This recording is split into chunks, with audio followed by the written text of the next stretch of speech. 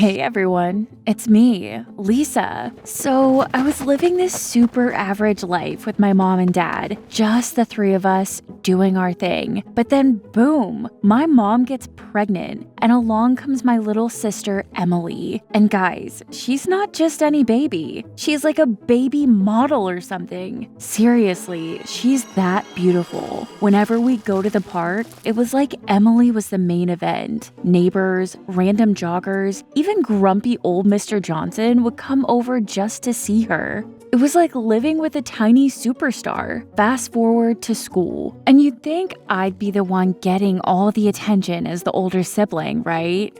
Wrong. I became Lisa, Emily's sister. Like that was my whole identity or something. Curious how having a sister who could basically be a Disney princess affects my life? Stick around. And hey, if you like what you're hearing, hit that like button and subscribe to Out of a Book. You won't want to miss what comes next. Oh man, you guys. Emily and I couldn't be more different if we tried. I'm all about hitting the books, acing tests, and basically being a walking encyclopedia. Emily, she's got the moves. Put on some music and she'll dance like a mini Beyonce on the dance floor. But here's the kicker. Her beauty gives her this, unfair advantage. School plays, she's always the lead. No audition needed. I mean, I'm doing great academically. Don't get me wrong, I'm on the honor roll and all that jazz. But let's be real, nobody's gathering around to watch me solve algebra equations. So, yeah, I'm doing good in my own lane, but it's like driving a sedan next to a flashy sports car. You're still getting to the same destination, but one journey just looks a lot more glamorous. You know? You won't believe this, but Emily, despite having the world at her feet, always wanted what I had. I'm talking about the little things, like my stuffed animals, my birthday dresses, and even my hairbands. I used to think, hey, that's what sisters do, right? My mom would always say, oh, she's just little, as if that was a free pass for everything. And get this, my parents would get compliments about Emily everywhere. Malls, airports, train stations, you name it. Dad started to notice that all this attention was getting to her head. He was worried she was becoming arrogant, especially when she'd snatch stuff away from me. So fast forward to this school competition. I was in a debate, and Emily was the star of a play. I nailed it, won first prize. Emily's play?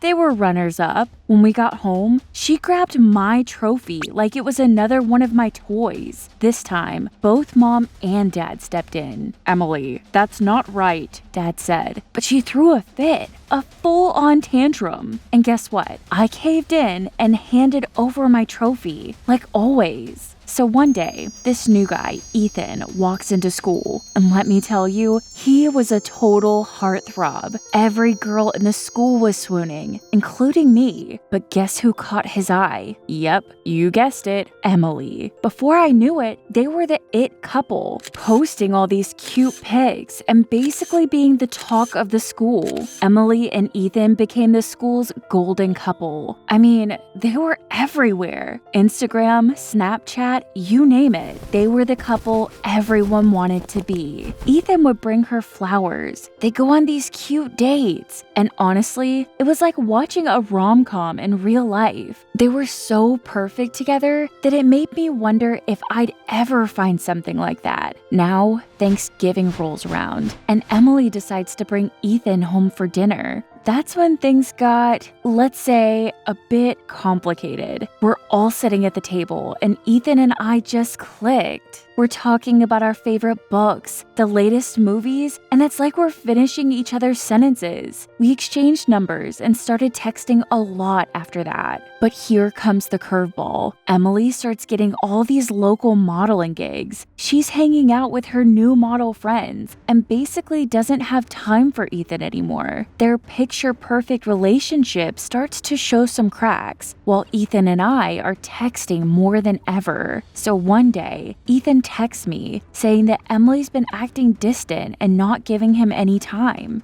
I try to reassure him, saying it's just a phase and it'll pass. But deep down, I'm thinking, is this really happening? Fast forward to Ethan's birthday. He throws this big bash, invites everyone, and guess who's a no-show? Yep, Emily. He calls her, but she doesn't pick up. It's like she totally forgot it was his special day. Ethan's visibly upset, and he pulls me aside.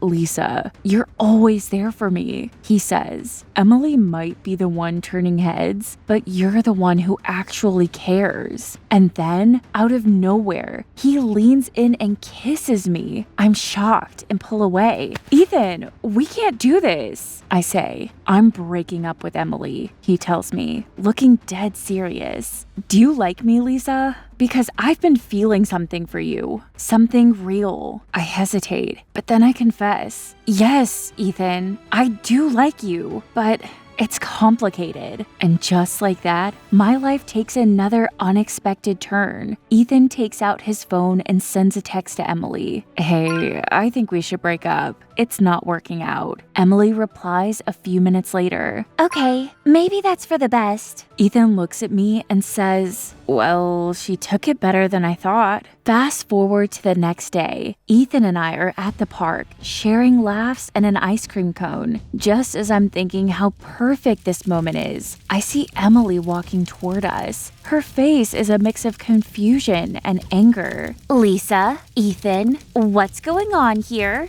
Emily demands, her eyes narrowing. Ethan, you're supposed to be with me, she says, her voice tinged with arrogance. Ethan sighs.